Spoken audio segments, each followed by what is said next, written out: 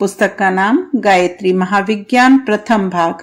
लेखक युग ऋषि वेदमूर्ति तपोनिष्ठ पंडित श्री राम शर्मा आचार्य। ऑडियो 4। शीर्षक है गायत्री ही कामधेनु है। पुराणों में उल्लेख है कि सुरलोक में देवताओं के पास कामधेनु गौ है। वह अमृतोपम दूध देती है जिसे पीकर देवता लोग सदा संतुष्ट, प्रसन्न और सुसंपन्न रहते हैं।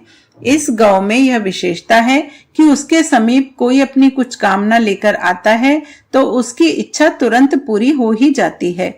कल्प वृक्ष के समान कामधेनु गौ भी अपने निकट पहुंचने वालों की मनोकामना पूरी करती है। यह कामधेनु गौ गायत्री ही है। इस महाशक्ति की जो देवता दिव्य स्वभाव वाला मनुष्य उपासना करता है वह माता के स्तनों के समान आध्यात्मिक दुग्ध धारा का पान करता है। उसे किसी प्रकार कोई कष्ट नहीं रहता। आत्मा स्वतः आनंद स्वरूप है। आनंद मग्न रहना उसका प्रमुख गुण है। दुख के हटते और मिटते ही वह अपने मूल स्वरूप में पहुंच जाता है। देवता स्वर्ग में सदा आनंदित रहते हैं। मनुष्य भी भूलोक में उसी प्रकार आनंदित रह सकता है यदि उसके कष्टों का निवारण हो जाए। गायत्री कामधेनु मनुष्य के सभी कष्टों का समाधान कर देती है। शीर्षक है त्रिविध दुखों का निवारण। समस्त दुखों के कारण 3 हैं।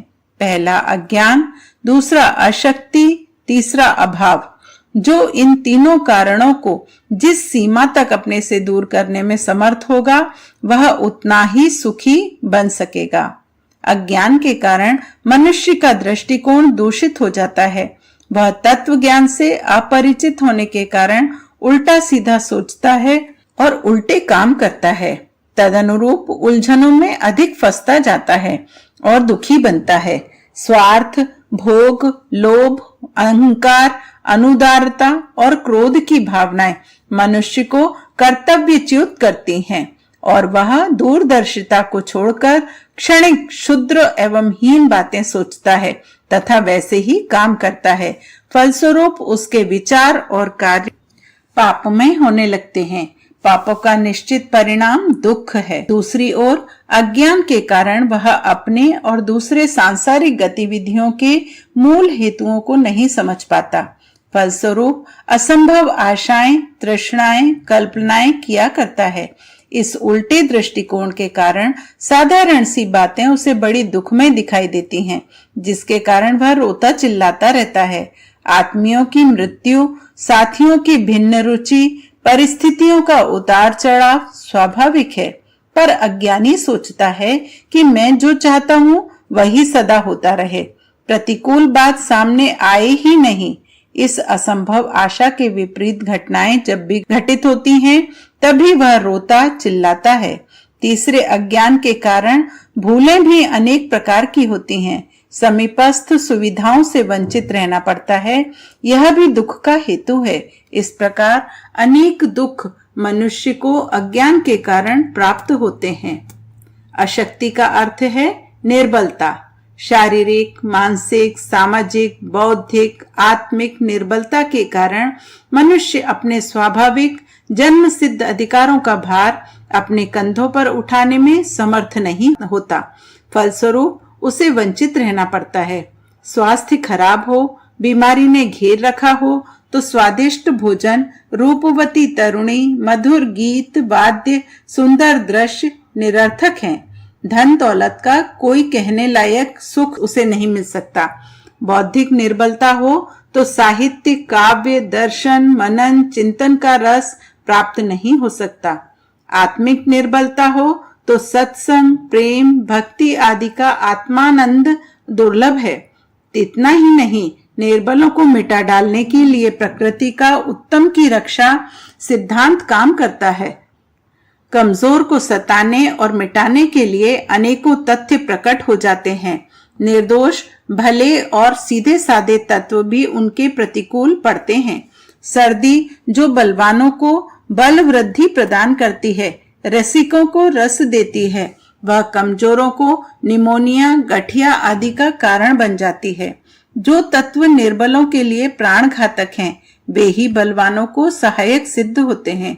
बेचारी निर्बल बकरी को जंगली जानवरों से लेकर जगत माता भवानी दुर्गा तक चट कर जाती है और सिंह को वन्य पशु ही नहीं बड़े बड़े सम्राट तक अपने राज्य चिन्ह में धारण करते हैं। अशक्त हमेशा दुख पाते हैं, उनके लिए भले तत्व भी आशाप्रद सिद्ध नहीं होते हैं। अभावजन्य दुख है पदार्थों का अभाव। अन्न, वस्त्र, जल, मकान, पशु, भूमि, सहायक, मित्र, धन, औषधि, पुस्तक, शस्त्र, शिक्षक आदि के अभाव में विविध प्रकार की पीड़ाएं, कठिनाइयां भुगतनी पड़ती हैं। उचित आवश्यकताओं को कुचलकर मन मारकर बैठना पड़ता है और जीवन के महत्वपूर्ण क्षणों को मिट्टी के मोल नष्ट करना पड़ता है। योग्य और समर्थ व्यक्ति भी साधनों के अभाव में अपने को लुंज पुंज अनुभव करते हैं और दुख उठाते हैं। गायत्री कामधेनु है जो उसकी पूजा, उपासना, आराधना और अभिभावना करता है। वह प्रतिक्षण माता का अमृतोपम दुग्ध पान करने का आनंद लेता है और समस्त अज्ञानों, अशक्तियों और अभावों के कारण उत्पन्न होने वाले कष्टों से छुटकारा पाकर मनोवांछित फल प्राप्त करता है। गायत्री और ब्रह्म की एकता। गायत्री कोई स्वतंत्र देवी देवता नहीं है, यह तो पर ब्रह्म परमात्मा की क्रिया भाग है।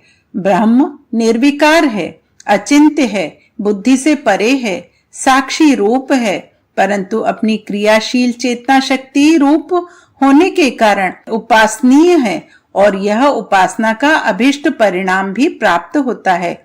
ईश्वर भक्ति, ईश्वर उपासना, ब्रह्म साधना, आत्म साक्षात्कार, ब्रह्म दर्शन, प्रभु परायणता आदि पुरुषवाची शब्दों का जो तात्पर्य और उद्देश्य है, वही गायत्री उपासना आदि स्त्रीवाची शब्दों का मंतव्य है।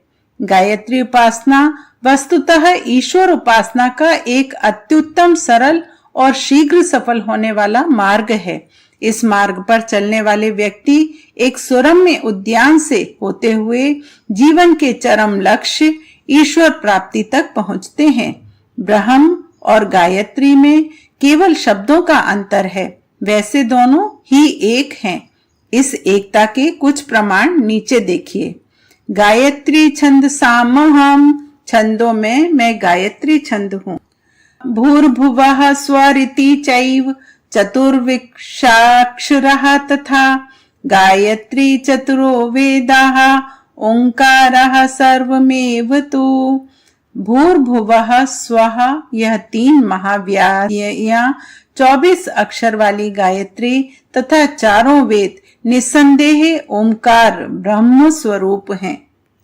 देवस्य सवितुर्यस्य धियो यो नः प्रचोदयात् भर्गो वरेण्यं तद ब्रह्म धीमहि तथ्य उच्यते। उस दिव्य तेजस्वी ब्रह्म का हम ध्यान करते हैं जो हमारी बुद्धि को सन्मार्ग में प्रेरित करता है। यथो वदामि गायत्रीं तत्त्वरूपां त्रयीमयीं यया प्रकाश्यते ब्रह्म सच्चिदानंद लक्षणम। त्रिवेदमयी वेद त्रयी तत्व स्वरूपिणी गायत्री को मैं कहता हूँ, जिससे सच्चिदानंद लक्षण वाला ब्रह्म प्रकाशित होता है, अर्थात ज्ञात होता है। गायत्री वा इदम सर्वम, यह समस्त जो कुछ है गायत्री स्वरूप है। गायत्री परमात्मा, गायत्री ही परमात्मा है। ब्रह्म गायत्री इति ब्रह्मै वै गायत्री। ब्रह्म गायत्री है, गायत्री ही ब्रह्म। सप्रभम सत्यमानंदम हृदये मंडलेऽपि च ध्यानं च जपते तदित्ये तन्निष्कामो मुच्यते चिरात्। प्रकाश सहित सत्यानंद स्वरूप ब्रह्म को हृदय में और सूर्य मंडल में ध्यान करता हुआ कामना रहित हो गायत्री मंत्र को यदि जपें तो अविलंब संसार के आवागमन से छूट जाता है। ओंकारस्तत्परं ब्रह्म सावित्री स्याद अक्षरम। ओंकार पर ब्रह्म स्वरूप है और गायत्री भी अविनाशी ब्रह्म है। गायत्री तु परम तत्वम, गायत्री परमा गतिः। गायत्री परम तत्व है, गायत्री परम गति है। सर्वात्मा ही सा देवी, सर्वभूतेषु संस्थिता। गायत्री मोक्ष हेतुश्च, मोक्ष स्थानम संशयम। यह गायत्री देवी समस्त प्राणियों में आत्मा रूप में विद्यमान है। गायत्री मोक्ष का मूल कारण तथा संदेह रहित मुक्ति का स्थान है। गायत्रैव परो विष्णुः, गायत्रैव परः शिवः, गायत्रैव परो ब्रह्मा, गायत्रैव त्रयी ततः। गायत्री ही दूसरे विष्णु हैं और शंकर जी दूसरे गायत्री ही हैं। ब्रह्मा जी भी गायत्री में परायण हैं, क्योंकि गायत्री तीनों देवों का स्वरूप है। गायत्री पर देवतेति, गदिता ब्रह्मैव चिद्रूपिणी। गायत्री परम श्रेष्ठ देवता और चित्त रूपी ब्रह्म है, ऐसा कहा गया है। गायत्री वा इदं सर्वं भूतम यदिदं किंच। यह विश्व जो कुछ भी है वह समस्त गायत्रीमय है। न भिन्नां प्रतिपद्येत, गायत्रीं ब्रह्मणा सह, सोऽहमस्मीत्युपासीत, विधिना येन केनचित्। गायत्री और ब्रह्म में भी भिन्नता नहीं है, अतः चाहे जिस किसी भी प्रकार से ब्रह्म स्वरूपिणी गायत्री की उपासना करें। गायत्री प्रतियज्ञ ब्रह्मोक्य बोधिका। गायत्री प्रत्यक्ष अद्वैत ब्रह्म की बोधिका है। पर ब्रह्म स्वरूपा च निर्वाण पददायिनी, ब्रह्म तेजोमयी शक्तिस् तदधिष्ठात्र देवता। गायत्री मोक्ष देने वाली परमात्म स्वरूप और ब्रह्म तेज से युक्त शक्ति है और मंत्रों की अधिष्ठात्री है। गायत्र्याख्यम ब्रह्म गायत्र्यनुगतम, गायत्री मुखे नोक्तम। गायत्री स्वरूप एवं गायत्री से प्रकाशित होने वाला ब्रह्म गायत्री नाम से वर्णित है। प्रणवाभ्याहृतिभ्याञ्च गायत्र्यात्रित्रयेन च, उपास्यं परमं ब्रह्म आत्मा यत्र प्रतिष्ठितः। प्रणव, व्याहृति और गायत्री, इन तीनों से परम ब्रह्म की उपासना करनी चाहिए। उस ब्रह्म में आत्मा स्थित है। एते वा एते पंच ब्रह्म पुरुषाः स्वर्गस्य लोकस्य द्वारपाः, सह ये एतानेव पंच ब्रह्म पुरुषान् स्वर्गस्य लोकस्य द्वारपान् वेदास्य कुले वीरो जायते प्रतिपद्यते स्वर्गलोकम।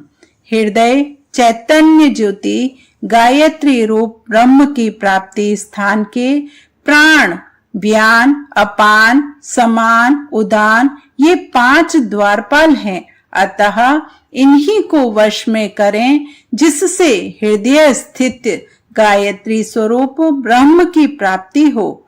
उपासना करने वाला स्वर्ग लोक को प्राप्त होता है और उसके कुल में वीर पुत्र या शिष्य उत्पन्न होता है। भूमिरंतरिक्षम द्यौरित्यष्टावक्षराण्य, अष्टाक्षरम हवायैकम, गायत्रै पदमेतदु हैवास्य एतत्तस्य यावदेषु त्रिषु लोकेषु तावद्वजयति योऽस्याः एतदेव पदमं वेदः। भूमि, अंतरिक्ष, द्यौ ये तीनों गायत्री के प्रथम पाद के 8 अक्षरों के बराबर हैं, अतः जो गायत्री के प्रथम पद को भी जान लेता है वह त्रिलोक विजयी होता है।